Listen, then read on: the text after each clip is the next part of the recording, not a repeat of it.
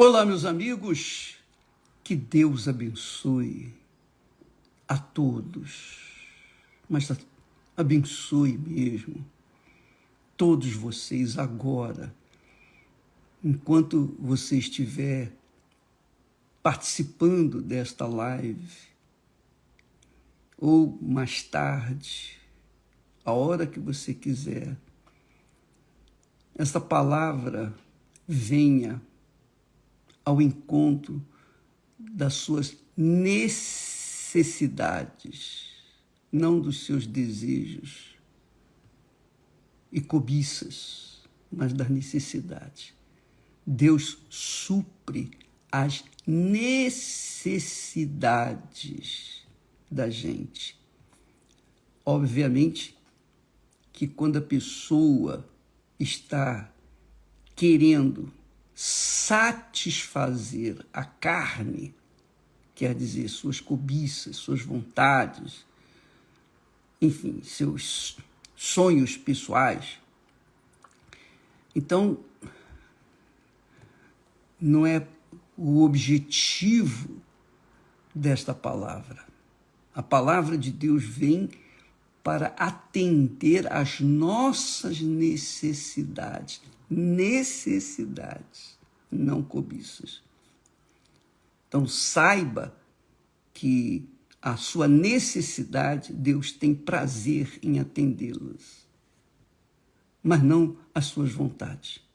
Porque é a vontade de Deus que todas as nossas necessidades sejam supridas. Então eu oro, eu suplico com todas as minhas forças, toda a minha fé, que Ele venha abençoá-los, fazendo-os entender a sua poderosa palavra.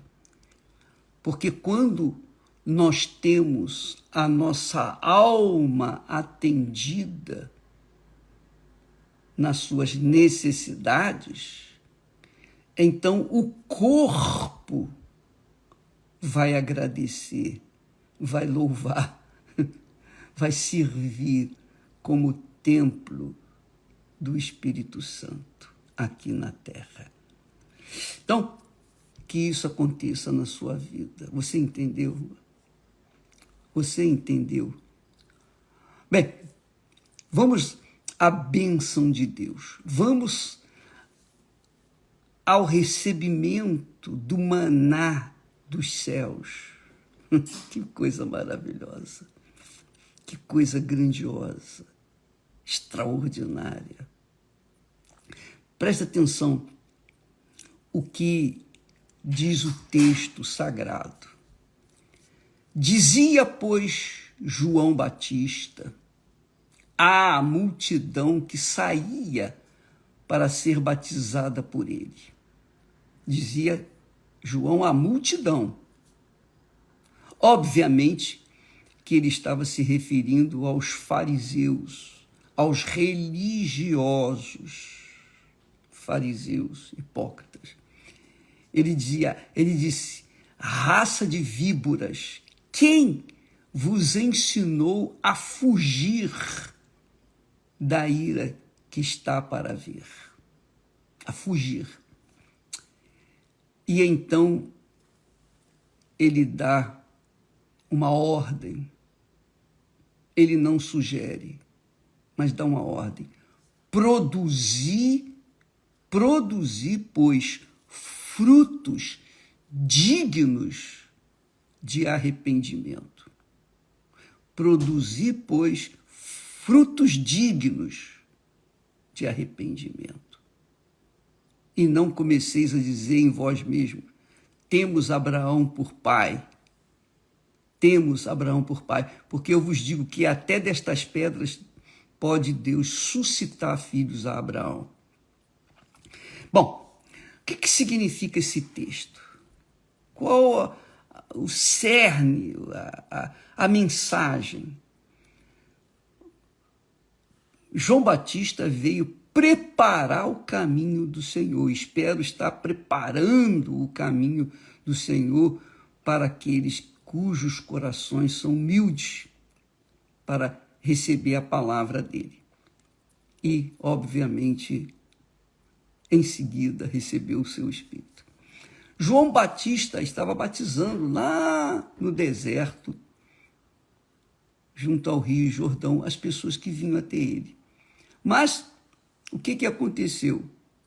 Os judeus, os religiosos, os fariseus, os escribas, os saduceus, aquela gente toda religiosa, vinha até ele para ser batizada. Só que aquela gente religiosa queria ser batizada para cumprir simplesmente um ritual, para, digamos assim, se purificar. Mas João Batista, que sabia, que tinha o discernimento sobre eles, dizia: produzi, pois, frutos dignos de arrependimento, e não comeceis a dizer em vós mesmos: temos por pai Abraão. Eles falavam: bem, Abraão é nosso pai. Não, Abraão era verdadeiramente a razão da descendência judaica. E todos os judeus, religiosos ou não, têm a sua origem em Abraão. É de fato isso. Mas não significa dizer que todos os religiosos judeus têm a fé que Abraão tinha no seu Deus. E isso Jesus mostra com clareza lá em Lucas, capítulo 16, ele fala sobre o rico e Lázaro. O rico, que era judeu, quando morreu, foi para o inferno, direto para o inferno. Já o Lázaro, que era judeu, também era judeu, que era pobre, miserável, mendigo, mas ele tinha dentro de si, carregava consigo a esperança, a fé de um dia ser livre pelo Deus do seu pai Abraão. Coitado, ele não tinha nada. Estava nos seus últimos dias de vida e vida miserável. Mas ele carregava consigo o tesouro da fé no Deus de seu pai Abraão. Já o rico, que Jesus nem menciona o nome para não honrá-lo, o rico judeu foi para o inferno. Por quê? Porque o rico, apesar de ter sua descendência em Abraão, ele não cria no Deus de Abraão. Não cria. É como são os religiosos do dia de hoje. Eu sou da igreja A, B, C, eu pertenço à Igreja Universal, eu sou obreiro, eu sou pastor, eu sou esposa de pastor, eu sou bispo, eu sou isso, eu sou aquilo. Não interessa o que você é ou o que você faz para Deus. O que interessa, é claro, é o que há dentro de você. Se você é de Deus, então o nome do Senhor Jesus é santificado na sua vida. Como? Pelos frutos da sua vida. E os frutos não são obras. Frutos são o resultado de um novo caráter. Frutos são o resultado de uma pessoa verdadeiramente arrependida. Quando a pessoa é verdadeiramente, sinceramente arrependida, então, se ela roubava, ela deixa de roubar. Se ela mentia, ela deixa de mentir. Se ela adulterava, ela deixa de adulterar. Se ela fornicava, ela deixa de fornicar. Enfim, ela vive uma vida agora contrária à que ela vivia antes de se arrepender. Ela vivia no pecado, agora ela vive uma vida reta, correta, digna.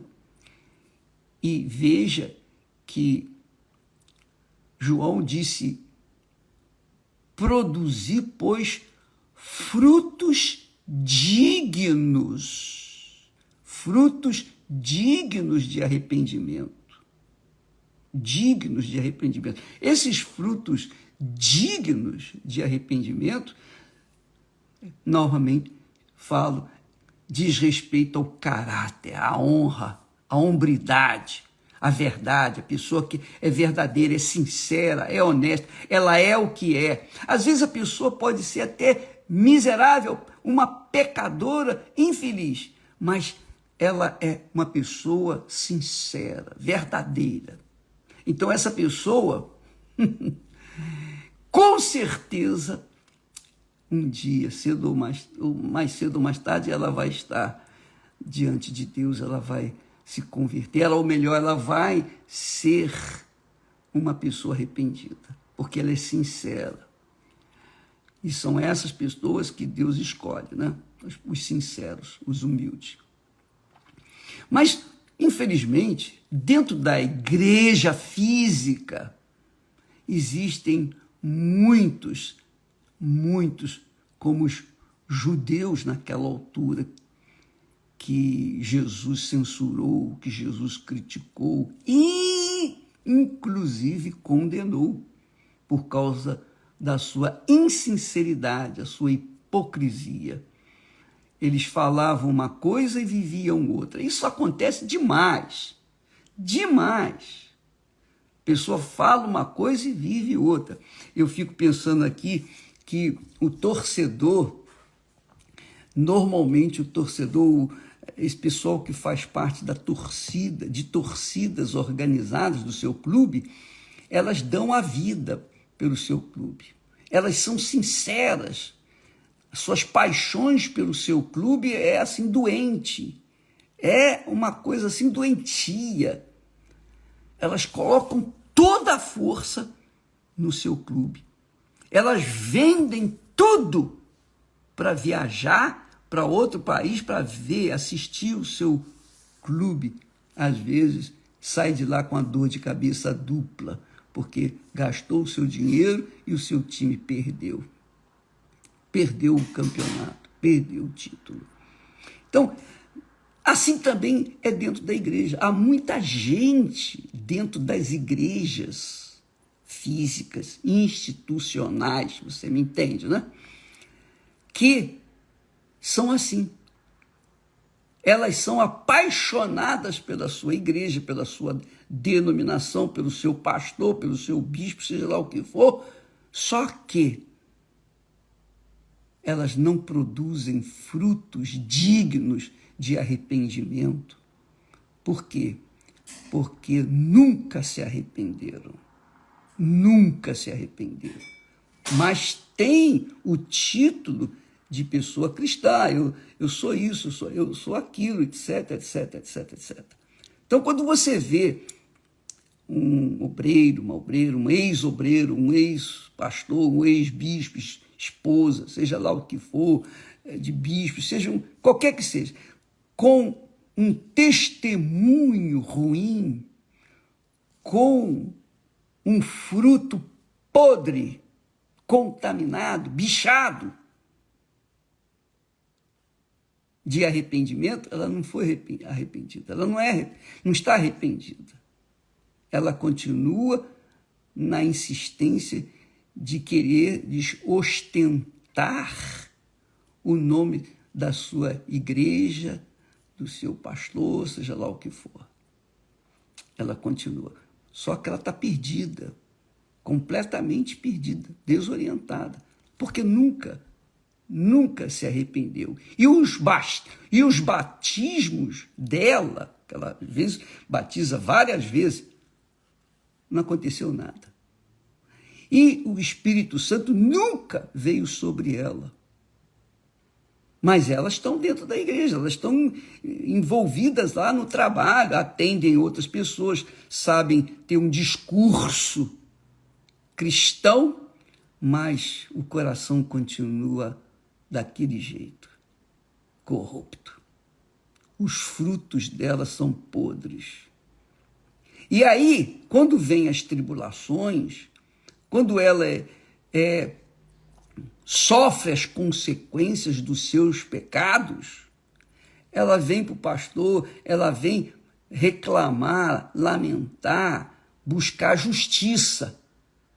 Mas como uma pessoa que vive na injustiça faz questão da justiça? Como? Como é que uma pessoa que vive uma vida desordenada, injusta, e eu digo injusta, desordenada, não é com respeito a só que ela não rouba, que ela não adultera, que ela não mente. Não! Aqui fala em frutos dignos de arrependimento. Quando a pessoa tem frutos dignos de arrependimento, essa criatura é cheia do Espírito Santo, porque Deus não quer perdê-la. Então ele enche aquela vida da sua presença e ela se torna o templo vivo de Deus aqui na terra, como está escrito. Nós somos o templo vivo de Deus aqui na terra. Portanto, se somos o templo vivo de Deus aqui na terra, então os nossos frutos são dignos de arrependimento. A nossa vida é voltada para fazer o bem para o nosso próximo e não ficar buscando a tal justiça que ela crê para si, mas não para Deus, nem para os outros. Ela está crendo só para receber os benefícios da justiça, mas não está interessada em viver na justiça. Então, muita gente, infelizmente, desgraçadamente, dizem ter se arrependido, aparentemente parecem ser arrependidas, mas os frutos dela em casa, ela é uma má esposa, um mau marido, um mau filho, uma filha rebelde. Em casa, no trabalho, na escola, na rua, os frutos dela são podres. Mas na igreja, vestida de obreira, de obreiro, ou mesmo de pastor, ou seja lá o que for o título que ela ostenta, é tudo hipocrisia. E pensa que Deus não está vendo. Aí quando vem os problemas, quando ela é tirada, quando ela fere as regras, a disciplina que há na igreja, porque a igreja do Senhor Jesus é uma igreja de disciplina, de ordem. Quando ela quebra essas regras e que mostra os frutos podres de arrependimento, não os frutos dignos, mas fruto podre, obviamente que ela é separada, excluída. Ela é excluída. Como que vai misturar uma coisa boa com uma coisa ruim? Se você coloca uma laranja podre no meio de milhares de laranjas boas, fatalmente aquela laranja podre vai contaminar todas as laranjas boas. É ou não é? Então, ela tem que ser excluída, tem que tirar a laranja podre e jogar fora. Não pode ser deixada ali. Ela tem que ser removida. Então, na igreja do Senhor Jesus, existe esse critério. Quando nós não o fazemos, quando nós não identificamos a laranja podre, o próprio Espírito Santo se encarrega de fazê-lo. Por quê? Porque ele não quer contaminar os outros, ele não quer que os outros sejam contaminados. Então a pessoa fica do lado de fora reclamando, lamentando, poxa, eu fui injustiçada, aconteceu isso. Não foi injustiçada, ela foi punida, ela foi injustiçada, saiu porque não estava se conduzindo, não estava dando testemunho de ter sido arrependida, frutos dignos de arrependimento. Esse que é o problema, minha amiga, meu amigo. Antes de você, e eu estou falando agora com aquelas pessoas que se dizem injustiçadas, antes de você escrever aqui no nosso Instagram, reclamando, lamentando, eu fui injustiçado, aconteceu isso, aconteceu aquilo, olhe para os seus frutos, olhe-se no espelho. Se você é verdadeira, verdadeiro, se você é sincera, sincero, você há de convir que o erro não está na igreja, nem nos outros, mas em você. E você quer, porque quer, com unhas e dentes, justiça. A justiça foi feita. E quem fez a justiça? O próprio Deus, na pessoa do Espírito Santo, porque ele zela pela sua igreja. Ele zela, ele sabe que nós não temos competência, capacidade, nem poder para conduzir um trabalho de milhões de pessoas. Nós não temos esse poder. Só ele sabe e conhece os corações. Só Deus conhece os corações. E não adianta a pessoa querer enganar a si mesma ou enganar os outros. Ela sabe quem ela é. Ontem eu falei do meu testemunho, quando o Espírito Santo falou comigo. Quando eu disse para vocês que eu estava andando, era por volta de meio-dia, eu estava pensando no meu futuro, nos meus sonhos, querer ganhar dinheiro, querer casar, etc, etc. E chama a atenção que eu não estava na igreja, eu estava no meio da rua, lá na Lapa, andando com os livros debaixo do braço e pensando apenas no meu futuro aqui na Terra. E é interessante que o Espírito Santo, ele leu meus pensamentos. Ele viu que eu estava inclinado para fazer a minha vontade. E então ele veio com aquela palavra forte. O que adianta você ganhar o mundo inteiro e perder a sua alma? Foi quando eu tomei um susto, porque eu não estava pensando em Deus, eu não estava pensando nas escrituras sagradas, eu não era convertido, eu não era nada. Como não sou nada, mas uma coisa eu sei, que Deus falou porque ele leu os meus pensamentos, ele leu, e ele veio com a palavra certa, na medida certa, para despertar a minha fé, para que eu pudesse então tomar uma decisão. E de fato, eu tinha 19 anos de idade quando aconteceu isso. E eu nunca me esqueço, e jamais vou me esquecer. Então, minha amiga, meu amigo, Deus conhece os seus pensamentos, suas intenções, não só as suas, as minhas, as nossas. Ele conhece. Eu dei o testemunho de como Deus age. Ele falou comigo, eu não estava na igreja, eu não estava pensando em Deus, eu não estava pensando em nada das coisas divinas, nada, zero. Só estava pensando em mim. E ele veio com aquela palavra. O que adianta você ganhar o mundo inteiro e perder a sua alma? E essa é a palavra que você deve entender. Você está pensando no seu eu, no seu umbigo, e esquecendo daquilo que você está careca de ouvir, que adianta ganhar o mundo inteiro? O que adianta ser obreira, pastor, bispo? O que adianta você ocupar um cargo relevante dentro da igreja e continuar com frutos podres de arrependimento? Você vai para o inferno se você morrer nessa situação, amiga e amigo. Desculpa lá falar assim, mas é que eu fico irado com essa situação. As pessoas que estão dentro da igreja ouvem a palavra, a gente está aqui falando, ensinando, orientando, falando o que é arrependimento.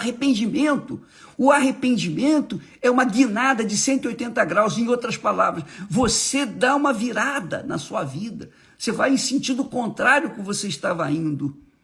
Se você era mentirosa, você deixa de ser mentirosa. Se você era adúltero, você deixa de ser adúltero. Se você era ladrão, você deixa de ser ladra ou ladrão.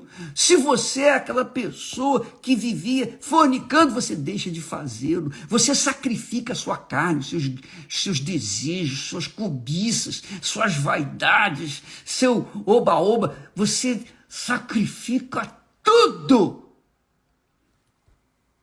para que, então, você seja aceita pelo Senhor Jesus. É isso, minha amiga, meu amigo. É tudo por tudo. Não há como a gente tentar dar um jeitinho, mais isso, mais... Nada disso. Ou é ou não é. Ou você é ou você não é. Ou eu sou ou eu não sou de Deus. Não tem mais ou menos. Essa é a realidade. Então, quando vêm os problemas, as tribulações, as lutas, as pessoas ficam colocando as culpas nas outras pessoas. É muito bom isso. O mundo gosta disso. O mundo não quer assumir as suas culpas. Aconteceu lá no Jardim do Éden. Aconteceu lá. Depois que Eva caiu, então Deus falou com ela, ela disse, não, mas a serpente me enganou. A serpente me enganou, colocou a culpa na serpente. Mas a serpente não pegou a fruta proibida e colocou na sua boca. Não. Ela pegou a fruta. Ela aspirou a fruta.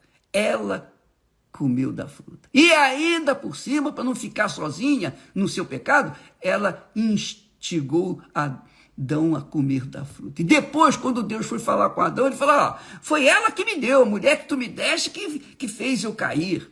Quer dizer, um joga a culpa no outro. E assim continua a humanidade. E a serpente, o diabo, fica só rindo de ver como o ser humano é bobo e não pensa, não raciocina, não medita. João Batista, antes daquela gente toda se batizar, dizia, raça de víboras, raça de víboras. Jesus também chamou os judeus, os fariseus, os hipócritas de raças de víboras, raça de víboras.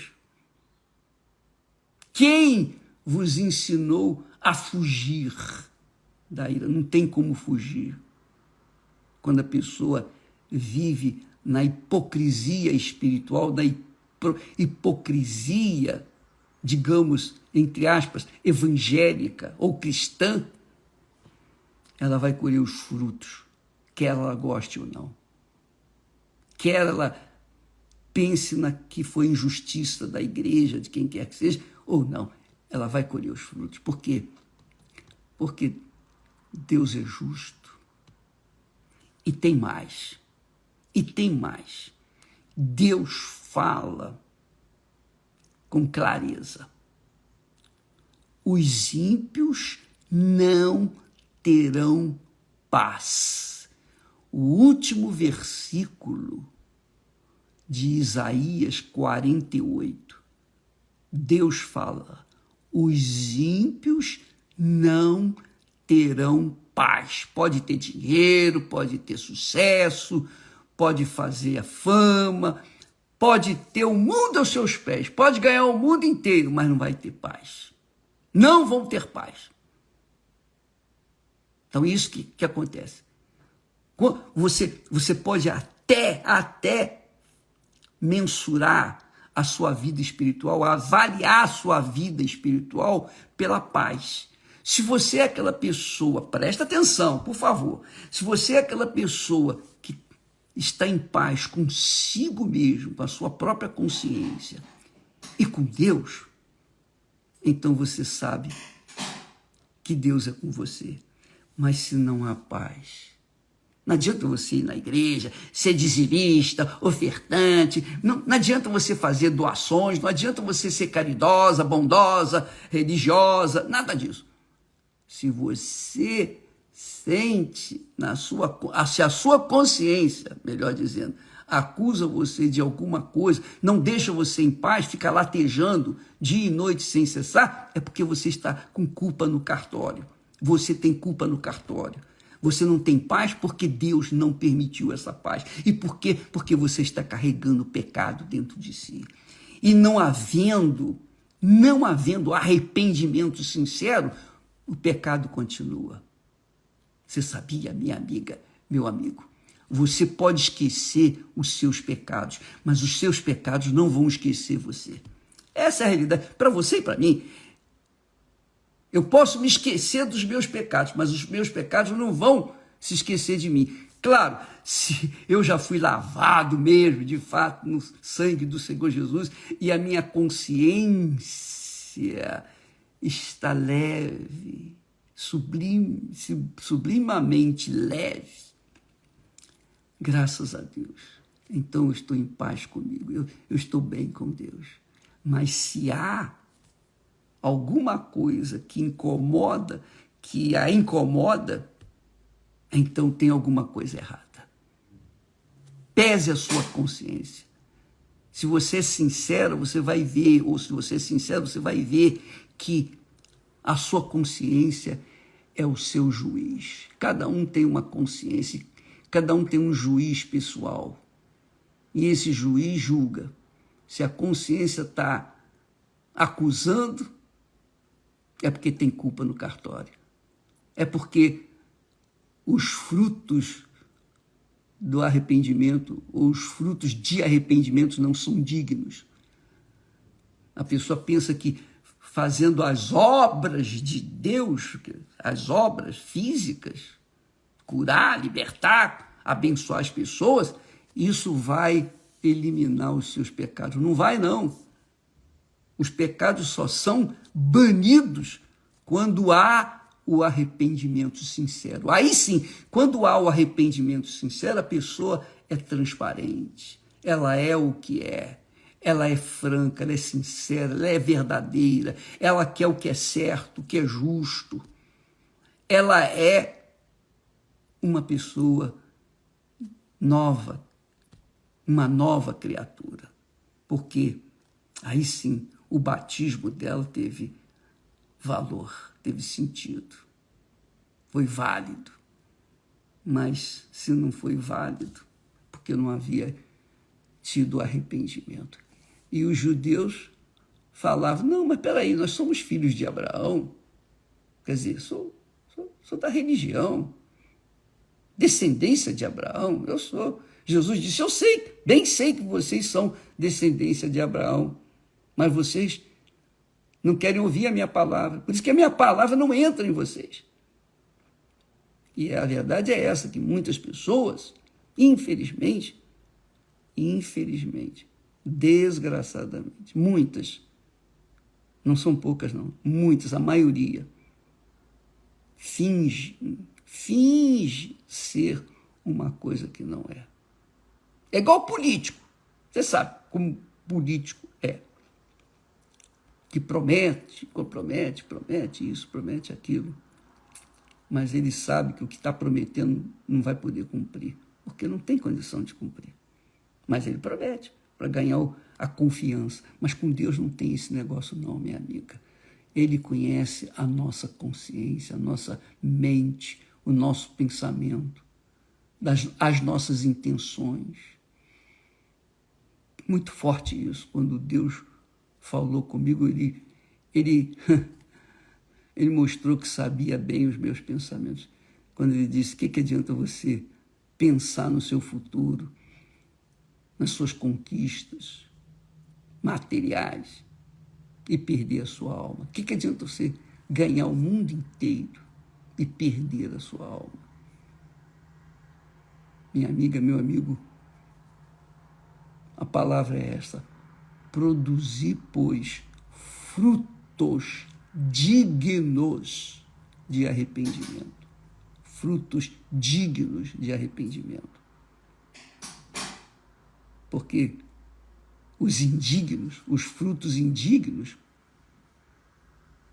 faz você sofrer, gemer. Você pode imaginar, eu fico pensando, se as pessoas escolhidas por Deus passam por tribulações, desafios, pelo crivo do fogo, batismo de fogo, pelo deserto, imagine os que não são de Deus.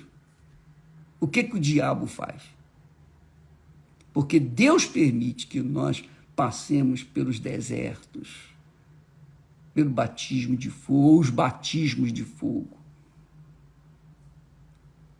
Mas aqueles que apresentam frutos dignos de arrependimento, esses permanecem e vencem até a morte. Vence tudo, vence o mundo, vence a si mesmo, vence a morte, vence o pecado, vence tudo. Mas quem não apresenta frutos de arrependimento, frutos dignos de arrependimento, não é só frutos de arrependimento, não, frutos dignos, não é indigno, não, frutos dignos de arrependimento, aqueles que não apresentam esse fruto digno de arrependimento, estão fadados ao inferno. João Batista diz, raça de víboras, e Jesus também fala lá no discurso dele, lá, Mateus capítulo 23, você vai ver. Leia lá, capítulo 23. Quantas vezes Jesus disse, raça de víboras, quem vos ensinou ou induziu a fugir da ira? Não tem como fugir. Não tem como fugir. Ou a pessoa se converte, ou a pessoa se arrepende de fato, de verdade, ou então ela está perdida. Essa é a realidade. Eu sei que o meu discurso é muito, digamos assim, duro, difícil. Eu tampouco estou ligando se a audiência ou não. Eu não estou aqui para fazer nome ou mostrar alguma coisa. Não. Eu estou aqui para falar a palavra de Deus. Quem tiver ouvidos para ouvir, vai ouvir e vai colocá-lo em prática. Quem não tiver, paciência. O que eu vou fazer? Mas uma coisa eu sei, nós vamos continuar falando, pregando, ensinando. Vamos continuar falando aquilo que está escrito, porque não sou eu que inventei isso, é o Deus quem falou, através de João. Produzi, pois, frutos dignos de arrependimento, e não comeceis a dizer em vós mesmos, eu sou membro da igreja A, B, C, D, eu sou pastor, eu sou isso, eu sou aquilo, ou eu tenho Abraão como pai, eu sou descendente de Abraão, eu sou judeu, eu sou isso, eu sou aquilo. O povo judeu agora mesmo, você está vendo? Israel agora mesmo, nesses momentos, está sofrendo as consequências dos seus pecados. Deus há de guardá-los por causa de Abraão. Mas não é porque eles são dignos disso, não. É porque Deus fez um juramento a Abraão. Então Deus guarda aquela nação como menina dos seus olhos. Mas o povo que anda perdido, esse sofre as consequências do seu pecado. Bem, são outros 500, são outras coisas. Outra coisa, não quero falar sobre isso agora. Mas uma coisa está certa. Então João Batista disse, produzi, pois, frutos dignos de arrependimento e não comeceis a dizer em vós mesmos, temos por pai a Abraão, temos por pai, eu pertenço à igreja A, eu sou isso, eu sou pastor, eu sou bispo, eu sou esposa de pastor, eu sou filho de bispo. Não interessa o que você é ou deixa de ser. Se você não apresenta fruto digno de arrependimento, você está perdido.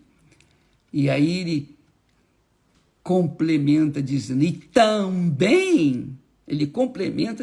e também já está posto o machado à raiz das árvores.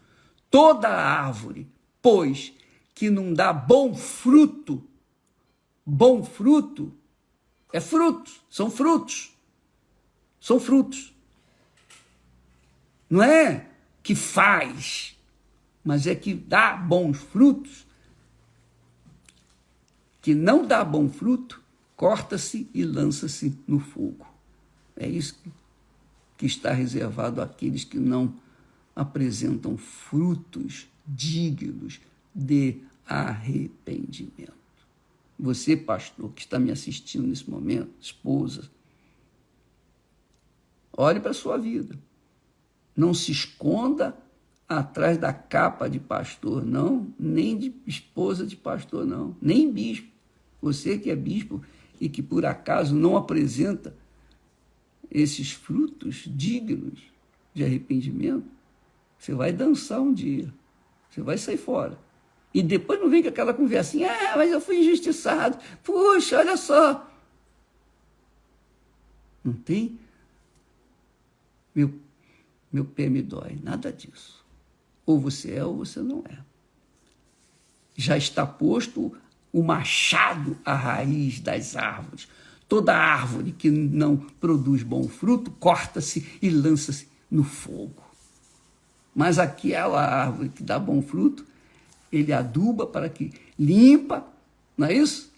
Para que dê mais fruto ainda. Graças a Deus. Jesus é bom, é justo, perfeitamente justo. Aleluia, graças a Deus. E que caia a ficha para você, minha amiga e meu amigo, que fica buscando a sua justiça. Você foi injustiçado, foi isso. E você não olha para os seus pecados, você só olha para o que você quer, os benefícios, a justiça. Quero justiça, justiça. E os seus pecados não a têm deixado ou não o têm deixado em paz. Por isso, você colhe a vida que tem levado. Infelizmente, vai fazer o quê? Deus abençoe a todos com o entendimento dessa palavra. Deus abençoe a todos.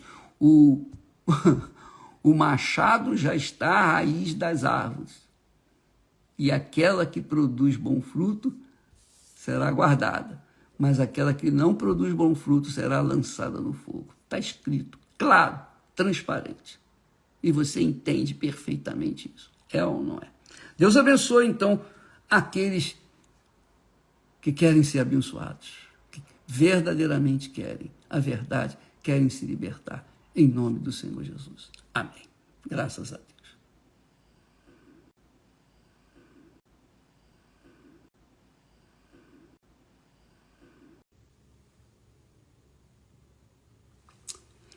Olá, meus amigos. Deus vem abençoá-los abundantemente, em o nome do Senhor Jesus Cristo.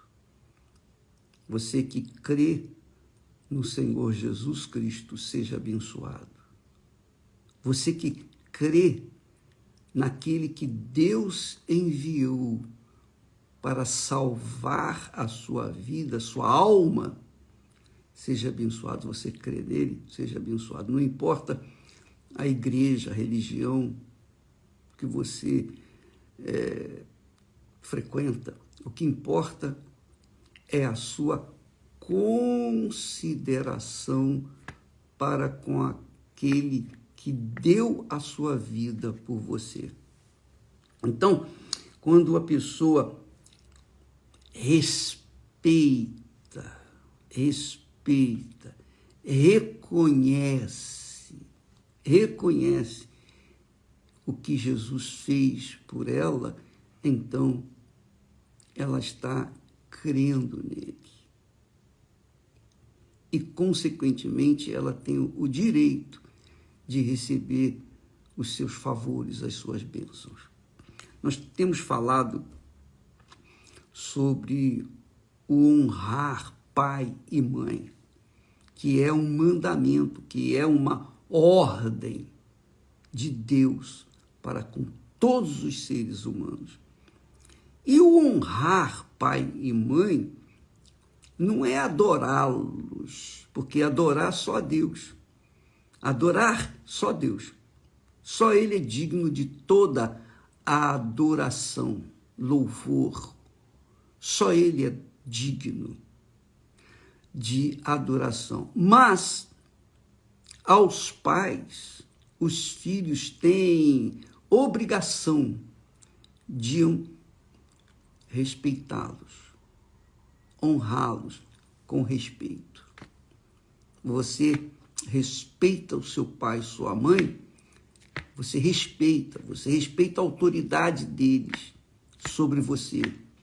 Você crê que eles são maiores do que você, porque foi deles que nasceu você, ou eu. É assim que acontece. Então, quando nós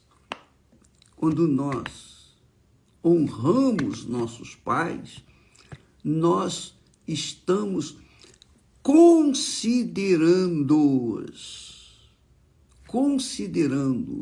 respeitando-os. E isso é o que Deus quer de nós para com os nossos filhos.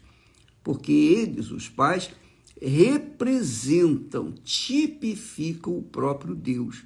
Deus não é o criador de todas as coisas? Pois bem, quando nós trazemos um filho ao mundo, então Deus nos deu a autoridade, o poder dele, para que nós pudéssemos trazer uma criatura ao mundo, gerar uma alma neste mundo. Então, quando um filho, uma filha, reconhece essa autoridade do pai e da mãe, quando os filhos honram seus pais com respeito, os consideram como senhores de si aqui na terra, então estarão considerando também o próprio Deus. E isso é tão simples, vale a pena a gente fazer assim uma introspectiva e meditar sobre os nossos pais. Por exemplo, eu quero dizer para vocês, a título de exemplo, o papai, mamãe, nós fomos 7 filhos. Sobraram 7, porque muitos se perderam diante da situação crítica que eles viviam naqueles tempos. Então, eles geraram 7 filhos. 7 filhos. Todos nós os respeitávamos, e muito. Muito. Então, nenhum de nós foi bandido, ladrão, drogado, viciado, nada disso. Todos nós cumprimos a nossa missão de vivermos, casarmos, constituirmos famílias, etc, etc, etc, etc. Apenas um de nós, desviou dessa conduta ilibada quando ele começou a se envolver com outras mulheres.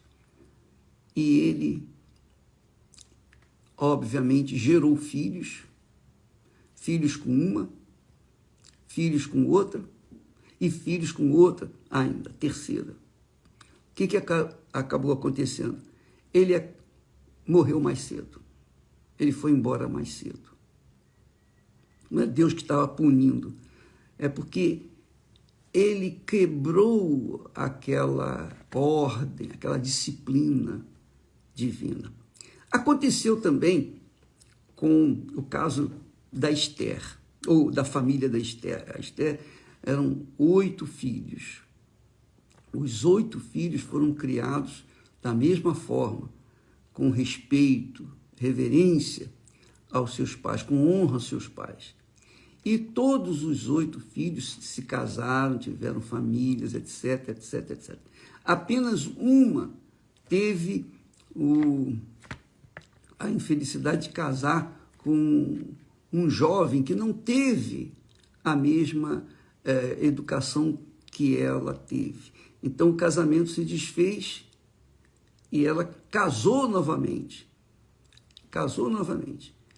Mas casou com uma pessoa que é de Deus. Quer dizer, ela conseguiu reconstruir o seu lar.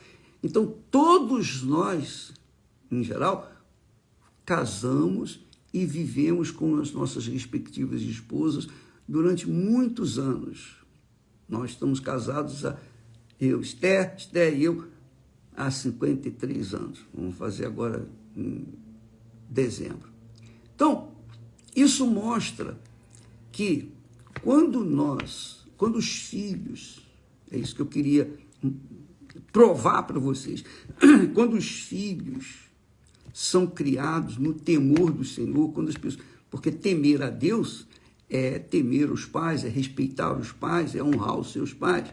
Quando nós somos criados dentro desse padrão, então Deus garante longa vida e bem. Nós temos lido isso, você sabe disso.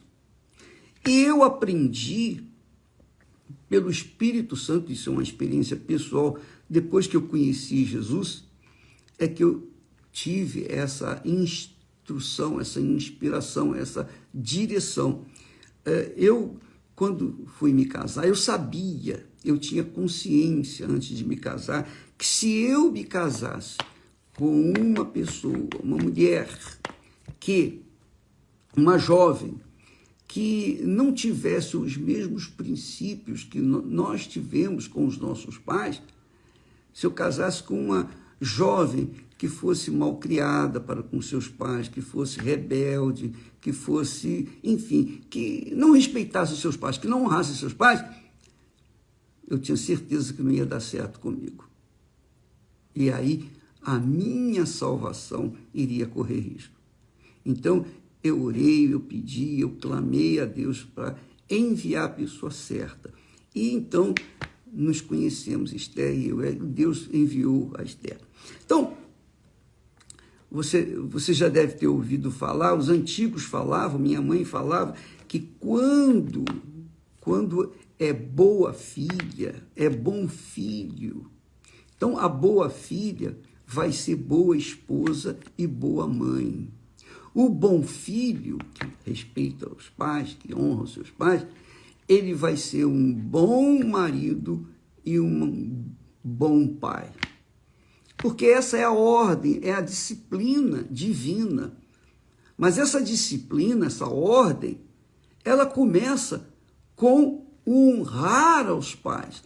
E quando se honra os pais, quando se respeita os pais, no fundo está se respeitando o próprio Deus, porque os pais tipificam Deus na vida dos filhos, tipificam Deus, o Criador.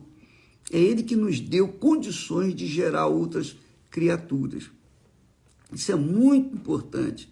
Portanto, você vai casar, você que vai se relacionar com outra pessoa, você tem que pensar bem, porque se aquela pessoa que você vai se relacionar não honra os pais, ou não respeita os pais, ou é rebelde com os pais, com certeza também vai ser rebelde com você.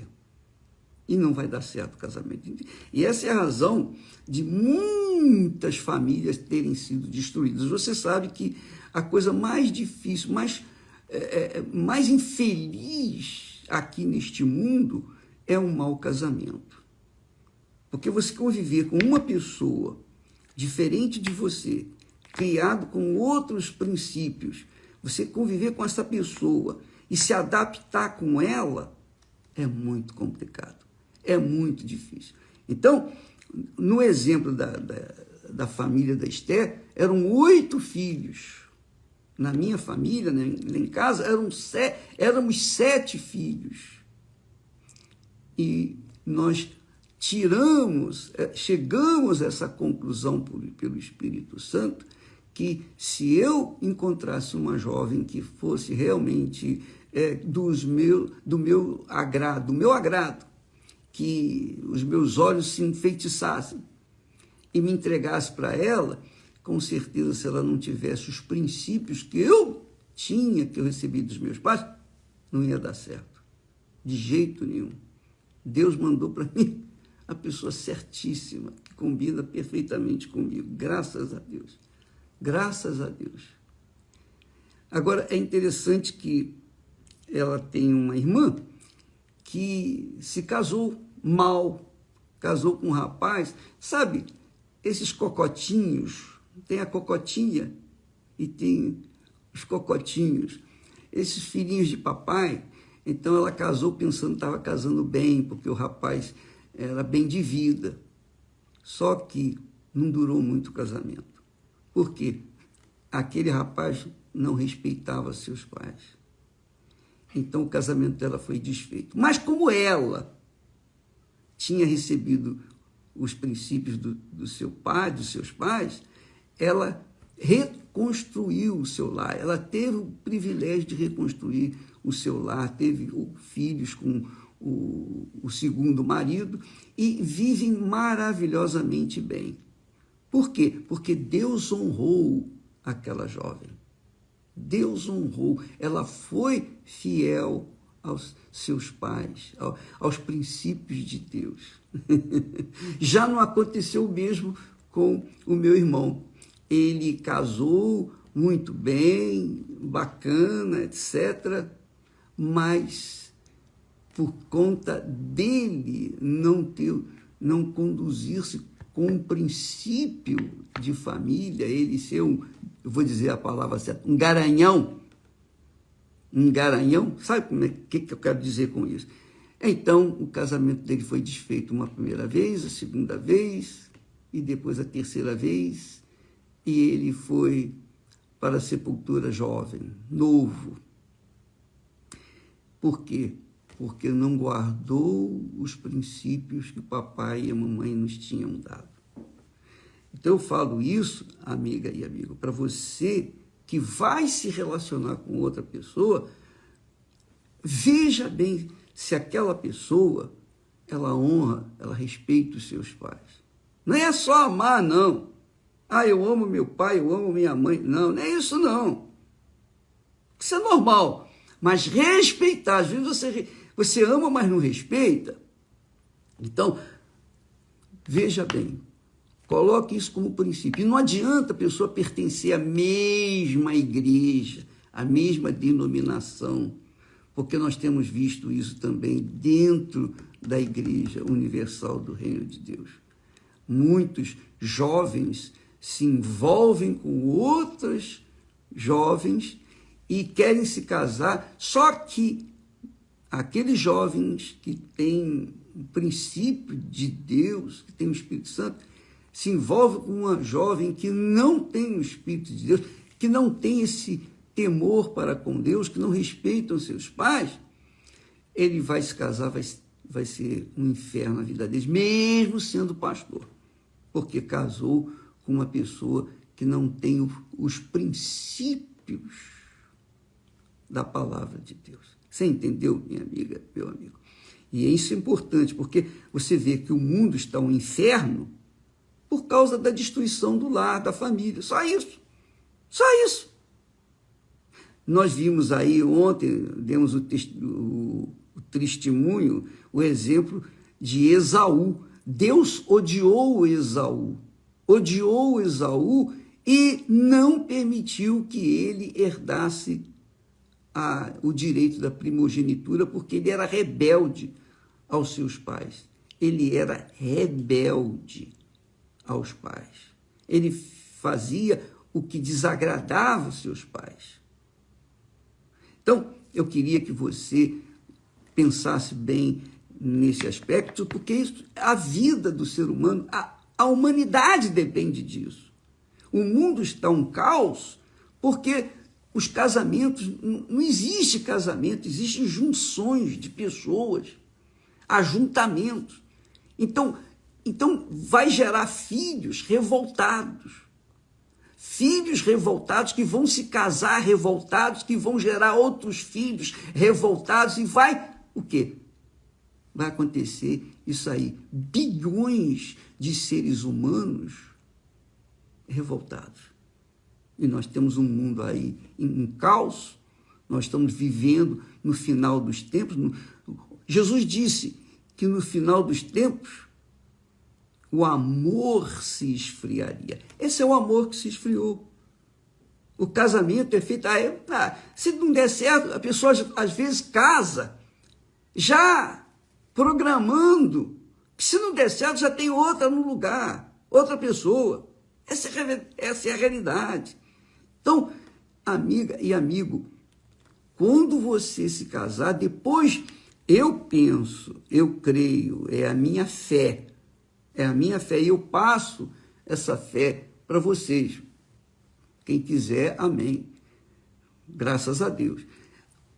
O princípio meu é este. Primeiro, Deus. Ele tem que ser o primeiro na minha vida. Primeiro. É a haste vertical da cruz. Meu relacionamento com Deus.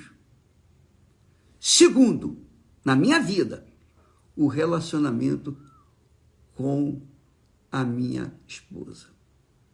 Então, primeiro Deus, depois a minha esposa, que são os braços da cruz.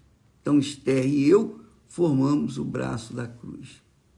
Essa é a cruz que Jesus disse, eu creio, que Jesus disse, quem quiser vir após mim, tome, negue-se a si mesmo, tome a sua cruz. Essa é a cruz que nós carregamos. Graças a Deus. Graças a Deus.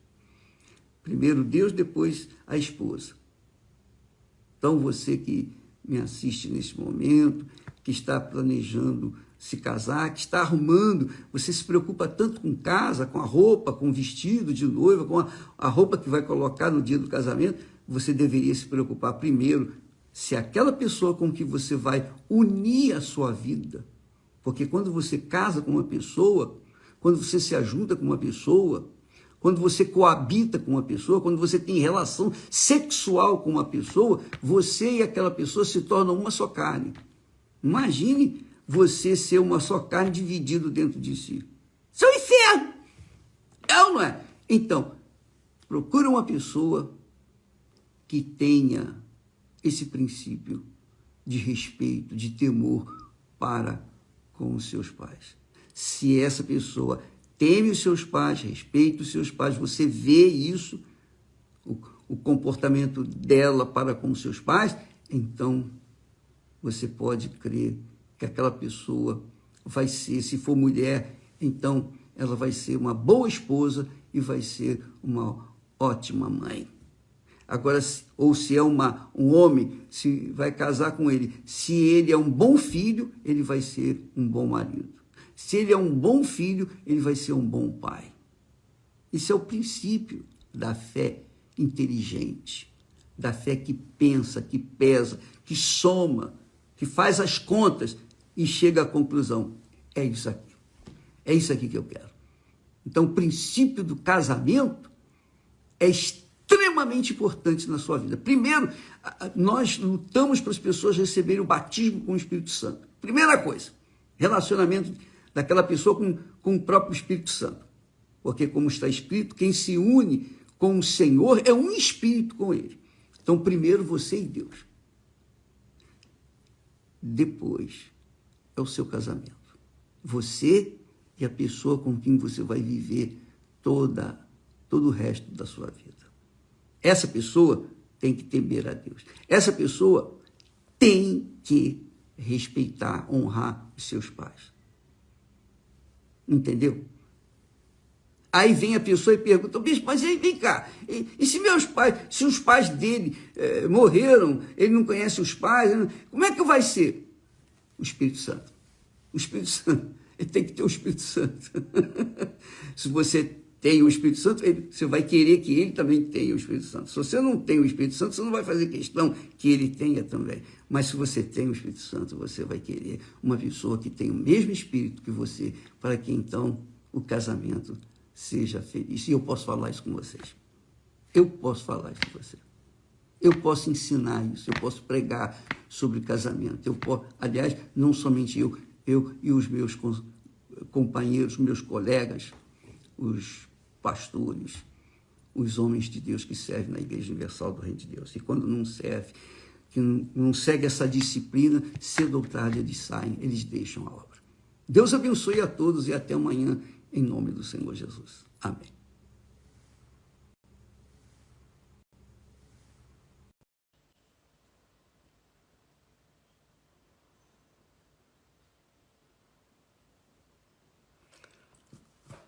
Olá, meus amigos. Deus abençoe todos vocês. Em o nome do Senhor Jesus Cristo, sejam todos abençoados. Quando eu oro, eu peço a Deus para que todos sejam abençoados. Eu não estou dizendo, olha, realizem todos os seus sonhos, suas vontades, suas cobiças. Não, não é isso. Eu estou falando da seguinte forma, que Deus, na sua infinita compaixão, misericórdia, venha abrir o entendimento de cada um de vocês, para que cada um venha entender a vontade dele para a sua vida. E a vontade dele é a melhor. Deus sempre quer o melhor para nós.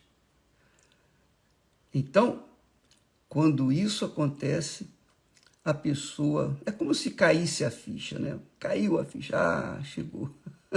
Agora que eu entendi.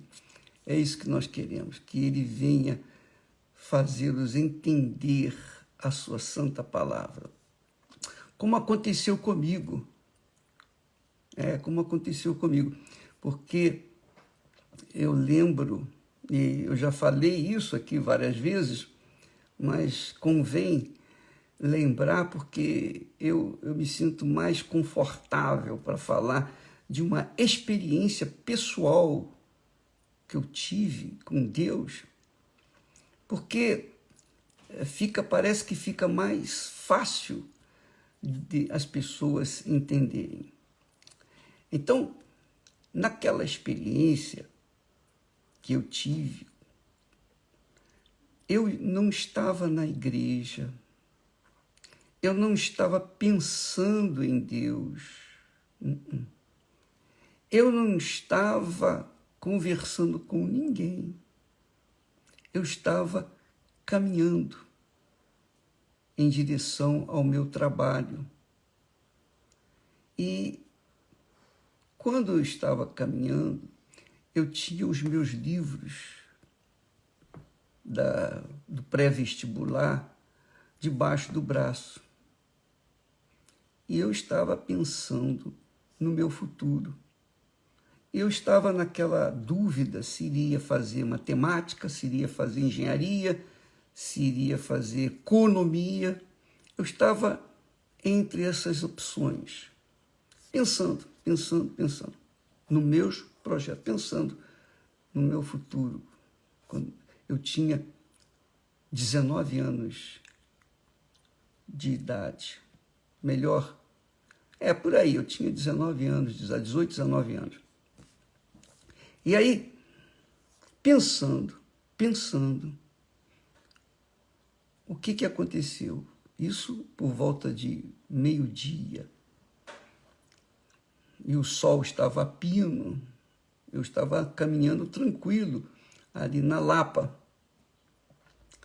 O meu trabalho era na rua 7 de setembro, eu saía lá da Benjamin Constant e ia para Lapa. E ali, do nada, sabe, do nada, Deus falou comigo estas palavras. Foi o Espírito Santo quem disse para mim: o que adianta, o que aproveita o homem ganhar o mundo inteiro e perder a sua alma? Essas foram as palavras de Jesus. O que adianta você ganhar o mundo inteiro e perder a sua alma? Eu estava pensando nos meus planos, meus projetos, na realização da minha vontade.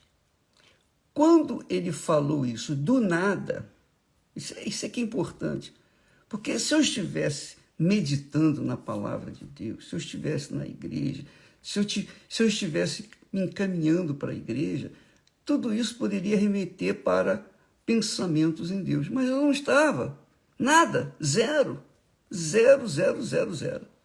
Eu só estava pensando nos meus próprios sonhos. Mas aí, quando o Espírito Santo disse que aproveita você ganhar o mundo inteiro e perder a sua alma. Quando ele falou isso, ficou claro, transparente, sem dúvida nenhuma, zero de dúvida. Eu entendi o que Deus queria de mim. Eu entendi. E eu tomei um susto. E essa palavra não saiu mais do meu pensamento. Nunca mais. Nunca mais. Esse é um dos textos sagrados que mais me chama a atenção. Porque o que eu entendi e o que eu entendo é que quando Jesus falou que aproveita o homem ganhar o mundo inteiro se perder a sua alma, é uma pergunta. Ou o que dará o homem em recompensa da sua alma? Então, eu tinha isso desde criança, eu era católico, como todo brasileiro naturalmente nasce católico, mas eu também tinha a tendência para o espiritismo, eu frequentava o centro espírita. E então, o que acontecia? O que aconteceu? Essas palavras abriram a minha mente, o meu entendimento, porque eu tinha um medo, um pavor. Você não tem ideia do pavor que eu tinha, já jovem. Eu carregava comigo também um pavor de ir para o inferno. Eu sabia que tinha uma alma, eu sabia que a minha alma, se fosse para o inferno, estava irremediavelmente perdida. Quando o Espírito Santo me convenceu desta palavra, me fez abrir o entendimento, me fez compreender com perfeição essa palavra, eu fiquei assustado. Eu fiquei assustadíssimo.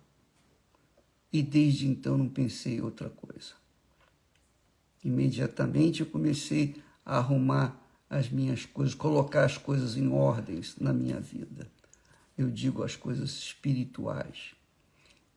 E naqueles dias, não sei quanto tempo levou, mas nós tivemos o nosso encontro com o Senhor Jesus lá na ABI, na Associação Brasileira de Imprensa, onde havia uma reunião especial evangélica e nós frequentávamos essas reuniões. E foi quando eu tive meu encontro pessoal com Deus. Isso é outra coisa. Foi a terceira vez que nós tivemos uma experiência com Deus. Então, e o que Jesus está colocando aqui? Quando ele fala que aproveita o homem ganhar o mundo inteiro se perder a sua alma. Eu creio que ele coloca na mesa, na nossa mesa, diante de nós, duas opções. Ou a gente ganha o mundo inteiro e perde a alma, ou a gente ganha a alma e perde o mundo inteiro. Das duas, uma. Não existe meio termo, ou é ou não é.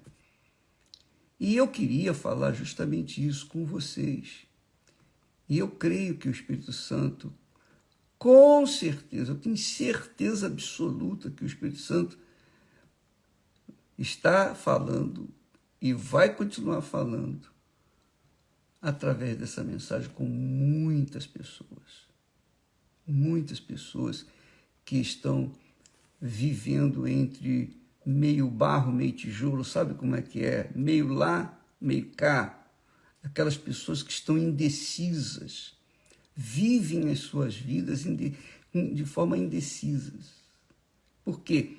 Porque quando elas vão na igreja ou ouvem a palavra de Deus, elas querem salvar a alma. Mas quando elas saem do ambiente cristão puro, da fé, e entram no ambiente do mundo, então elas querem ganhar o mundo. Essa é a realidade. Todo mundo está buscando ganhar o mundo. Tanto é verdade que este mundo está em guerra. Sempre esteve em guerra. As pessoas sempre estiveram em guerra para conquistar o que o mundo oferece, que é o próprio mal. A Bíblia diz que quem ama o mundo, o amor do Pai não está nele. Quem se torna amigo do mundo se torna inimigo de Deus. Então, o mundo é inimizade contra Deus. O mundo, Deus, enviou o seu Filho ao mundo para salvar. Ele deu a vida dele para que aquele que crê no Filho dele, no Senhor Jesus Cristo, esse é salvo. Mas é para quem crê nele. Quem não crê fica de fora. Fica com o mundo, mas perde a alma. Essa é a realidade.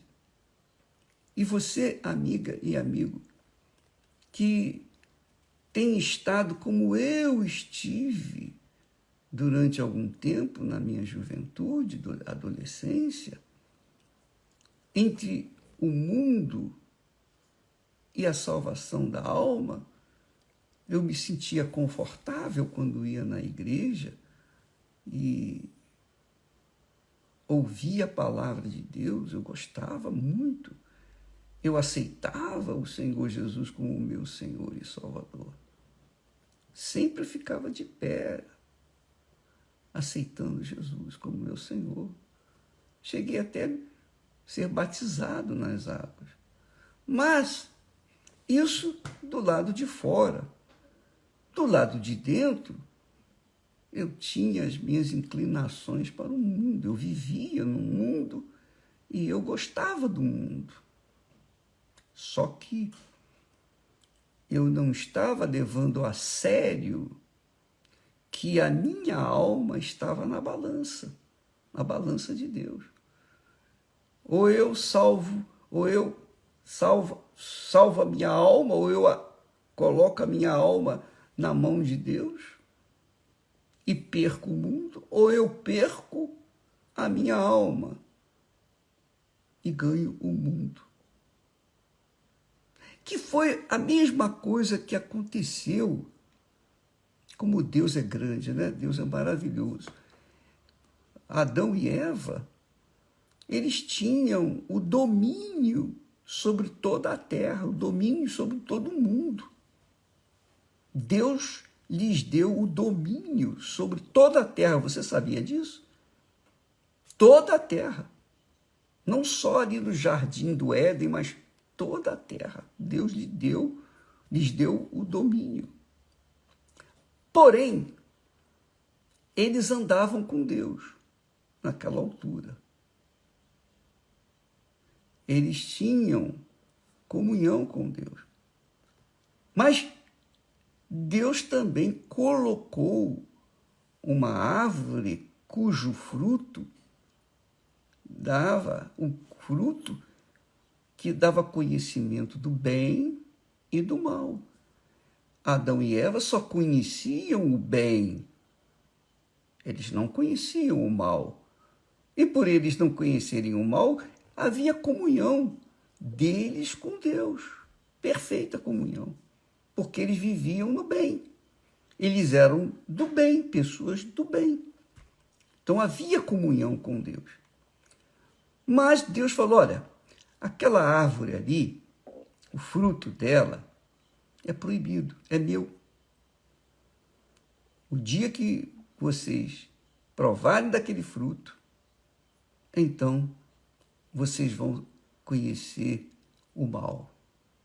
Não toque naquela árvore. Não toque naquela árvore. Ora, ficou à disposição de Adão e Eva tocar, obedecer ou não à voz de Deus. E essa opção também me foi dada. Essa opção também me foi dada. Porque não que eu tivesse comunhão com Deus, não, eu não tinha. Pelo contrário. Mas ele abriu os meus olhos para entender que a minha vida, a alma, a eternidade da minha alma ia depender de mim, da minha decisão. Para que eu pudesse ganhar a alma, eu tinha que abrir mão do mundo e entregar a minha alma para Jesus, que só Ele pôde pagar o preço pelos pecados dela. Só Ele pode e pode resgatar a alma, mais ninguém, mais nada. Então, eu tive também essa proposta. Quando o Espírito Santo falou que aproveita ganhar o mundo inteiro e perder a alma, eu falei, não, eu prefiro perder o mundo e ganhar a minha alma. Eu quero a salvação. E amiga e amigo, isso aconteceu quando eu tinha 19 anos de idade. Porque logo em seguida, imediatamente eu abri mão da minha alma, abri mão do mundo, melhor dizendo, e entreguei a minha alma ao Senhor Jesus.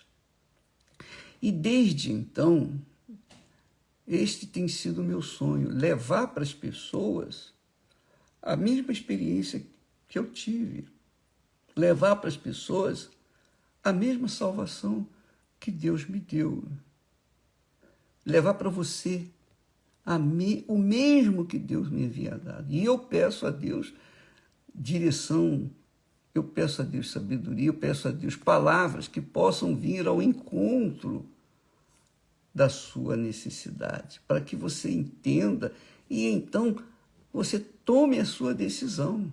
É você que tem que tomar a própria decisão. Ninguém pode impor isso.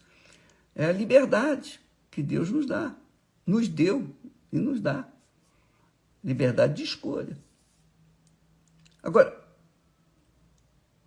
você que sabe, você quem decide a eternidade da sua alma, mais a perda do mundo, ou o ganho do mundo inteiro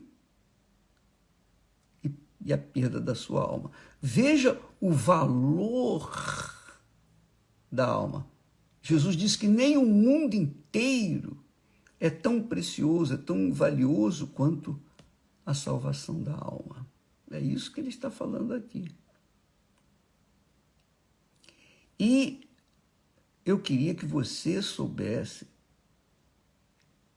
que não importa se você é pobre, se você tem pai, não tem mãe, não tem pai, ou não tem pai, nem tem mãe, nem teve pai, não teve ninguém por você. Não importa que você seja, você pode ser a última criatura do mundo, a mais rejeitada, a mais infeliz, a mais desprezível por esse mundo, não importa. A sua alma vale mais do que todo o mundo e seus tesouros. Então, o que é que você tem feito pela sua alma? Você, obviamente, tem investido no seu corpo. Se você tem condições econômicas, você investe no seu corpo. você investe no seu conforto, você investe no que vai comer o melhor desta terra, você investe na diversão da sua alma. Tudo isso está tratando da alma.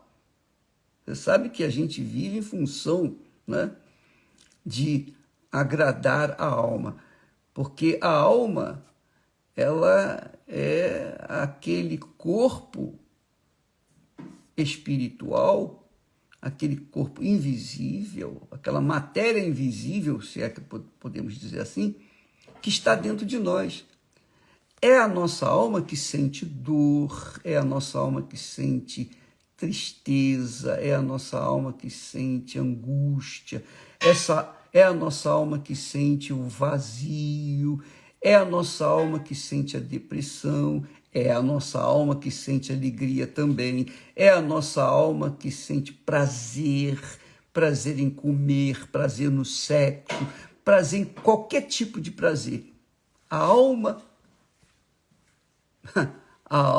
pula de alegria pelo prazer, os prazeres do mundo. Porém,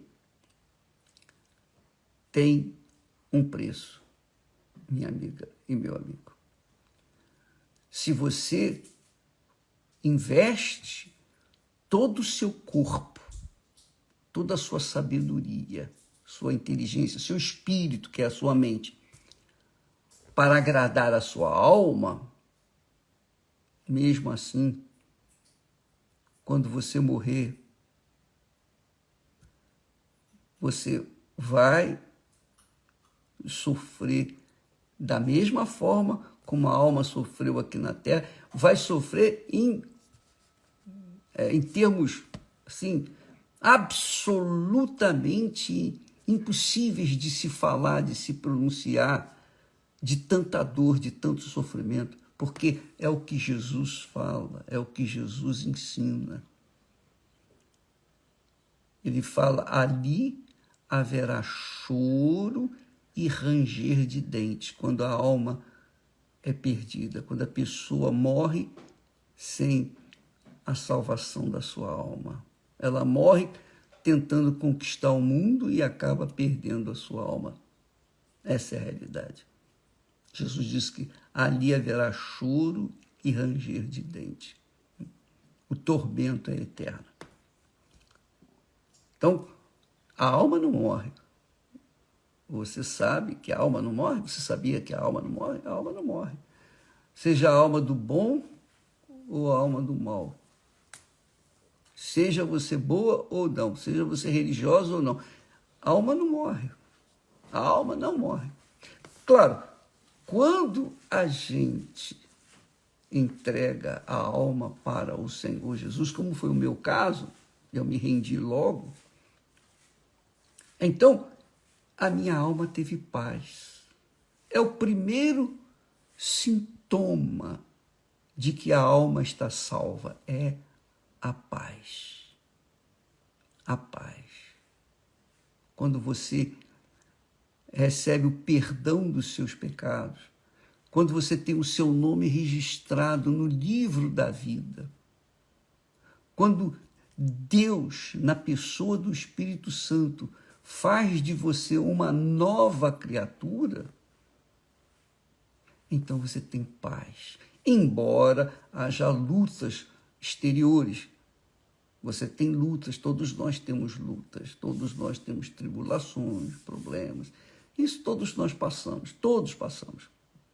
Não houve um profeta, nem o próprio Jesus, nem o próprio Senhor Jesus aqui na terra, ele teve sossego, digamos assim, exterior, da carne. Não, ele sempre teve problemas, sempre teve problemas. Mas ele venceu o pecado, ele venceu o diabo, ele venceu o mundo. E ele conquistou as almas, ele salvou as almas daqueles que nele creram com sinceridade, de verdade. Como foi o caso, a minha alma. Então, porque eu recebi isso do meu Senhor Jesus, então eu tenho paz. para mim, se eu for embora hoje, se eu deixar esse corpo hoje, eu vou feliz da vida. Por quê? Porque enquanto eu estiver aqui neste mundo, eu corro risco. Então, quanto mais cedo eu for, mais garantida eu tenho a minha salvação. Mas o que eu quero que você saiba é isso. Quando a gente é salvo, quando a gente tem o Espírito Santo, muitas pessoas perguntam, bispo, como é que o Espírito Santo, eu não falo em línguas, você não precisa falar em língua, não é necessário você falar em línguas para ser salvo.